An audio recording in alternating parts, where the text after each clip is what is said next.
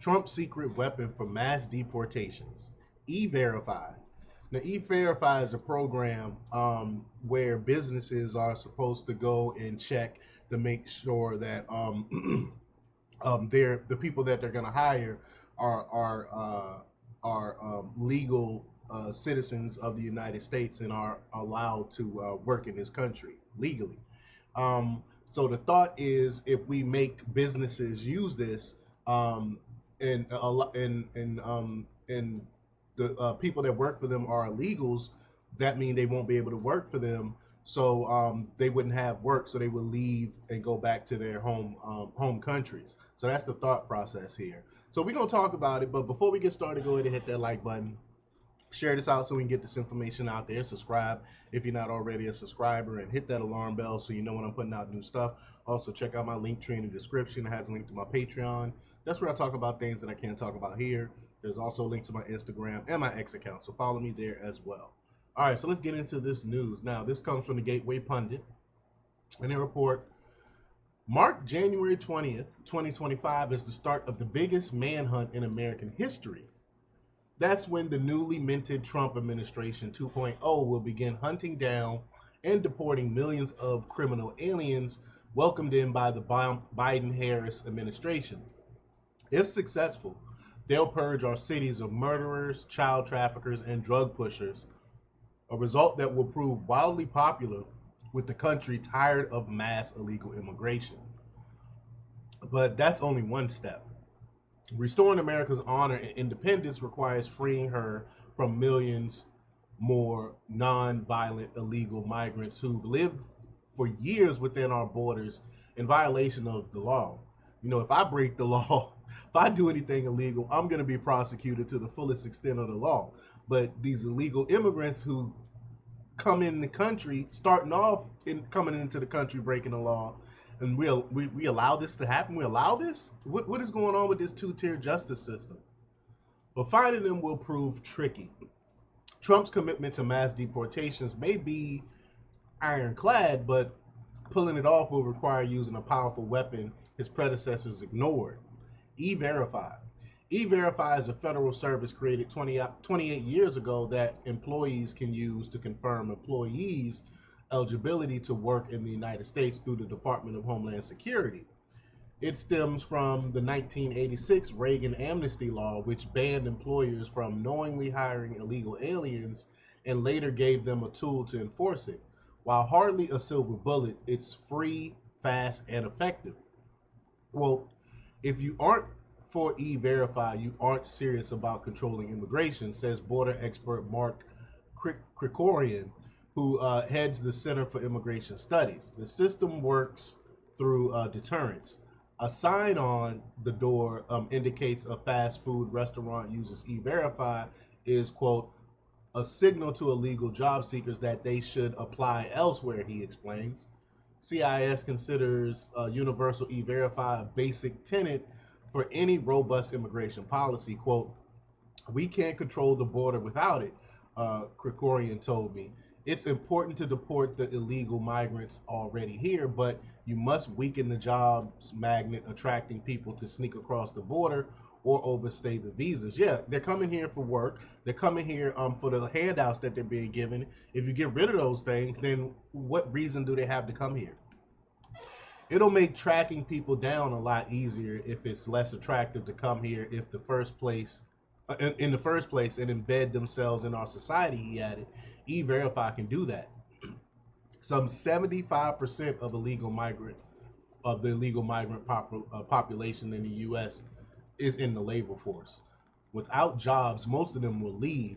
This happened after the 2008 recession, when the illegal immigrant population fell by 1 million amidst a devastated U.S. economy because there wasn't work, so they left. Encouraging them to self-deport is the cleanest, most efficient way to remove them from the country, and that's something coming in border czar Tom Homan was talking about, which is a lot of these people, once we start implementing these things in place, they're going to be self-deporting. But that only works when the program is universal and mandatory. I agree, it has to be mandatory, as it is in just 10 states. A 2016 study found that illegal immigration rates fell by as much as 50%. Wow. In states with mandatory e-verify laws, yet only when all employers were required to use it. Like, I don't understand why it's not required. Out of all the rules and regulation this government has, verifying your citizen status is not one of them. That makes no sense to me. But limiting the requirement to government contractors, as 11 states do, does almost nothing. Most southern states get this, such as Florida, which mandated e-verify across the board last year. There's no reason President Trump and the incoming Republican Congress shouldn't require every employer in all 50 states to enforce this use. Yeah, there's no reason why not to do this. Yet many blue states go out of their way to discourage e-verify use. Yeah, and these are the same people who won universal background checks for you to exercise your Second Amendment right. These are the same people that don't want to verify illegals. That makes this is their stance. It's ridiculous. But California bars private employers from using e-verify before making a job offer. Illinois penalizes companies that, quote, misuse the e-verify system. How do you misuse it? Discouraging them from using the program at all. It's ridiculous.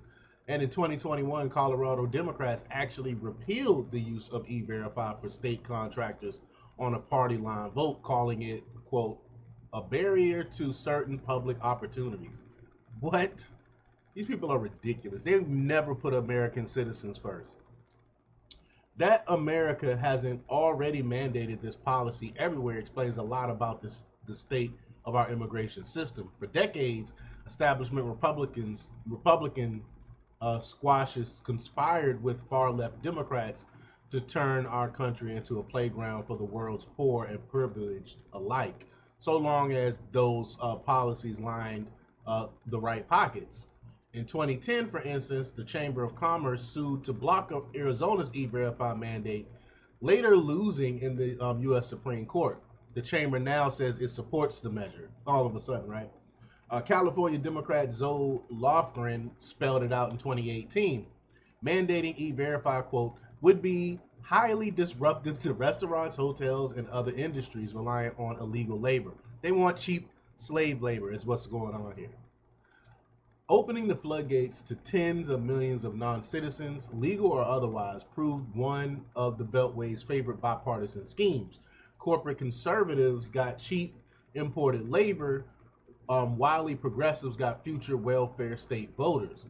We the people got the highest percentage of foreign-born residents in American history, over 15% higher than the mass immigration period of the late 1800s, and steadily rising since the Reagan amnesty mistake 38 years ago. That's one thing that Reagan got wrong.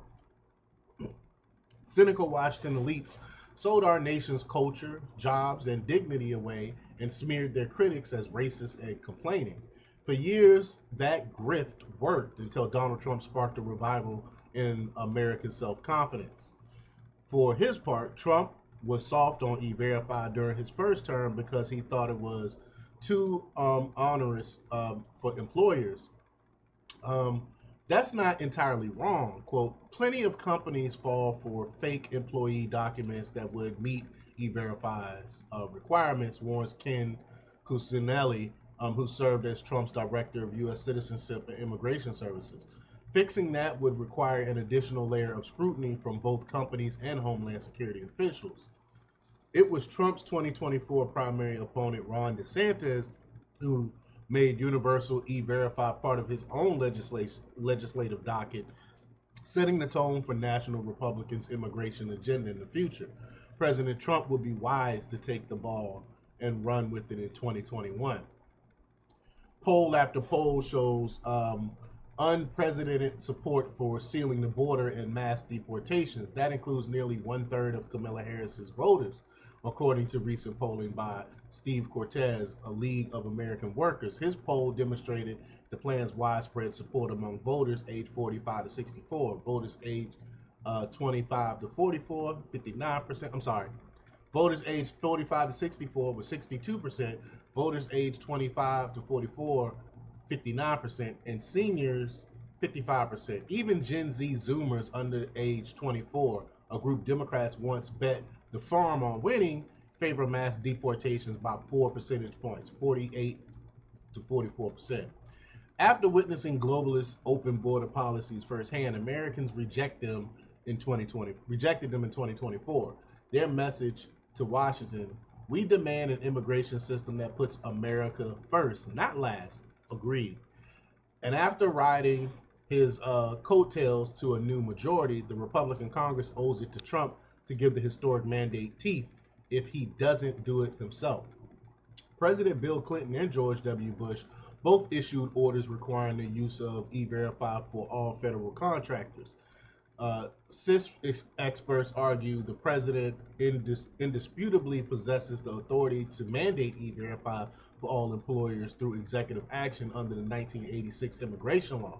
Others, including Cosinelli, believe it would require congressional approval. Depending on how the law is interpreted, implementation could take either 60 days or 2 years. Quote, companies already file a mandatory employment eligibility form for new hires, a CIS legal scholar Andrew Arthur told me. The I-9 form asks for an applicant's social security number or non-citizen work permit number. E-Verify simply electronically validates those documents' legitimacy, so we know whether that social security number actually belongs to you. Trump will doubtless face legal challenges from well-organized and funded mass immigration groups on the left, but the battle is worth fighting. Mandating E-Verify nationwide would, quote, be a very clear sign to the public that Trump is serious about fixing the border crisis, says Krikorian. It'd be popular too. In an era of dismal, futile federal programs, companies consistently rank E-Verify among the government's highest rated services for user satisfaction. Wow, I never knew that. More than 1.3 million employers are registered with the program, with 2,300 businesses joining each week. Above all else, Trump's incredible comeback hinged on Democrats' catastrophic mismanagement of the economy and the border. He promised voters a return to sanity, so they delivered him a historic victory Republicans cannot afford to squander. How he handles his pledge to fix illegal immigration will prove to make or break moment for the second Trump administration. If the president fails to follow through on this crucial pledge, which every indication tells me that he's going to try to follow through, to American people, he will lose the fragile America First coalition he spent 8 years crafting. But if Donald Trump acts with courage and swift determination, he will not just restore America's greatness, he'll cement his place as one of her greatest presidents. 1,000% agree with that. He has to implement this E-Verify mandate. I believe. I think it's a good it's a good plan. But y'all let me know what y'all think about this. Leave your comments down below. Like, share, and subscribe. And check out jjthepsychotherapist.com for the latest in news. Until next time, peace.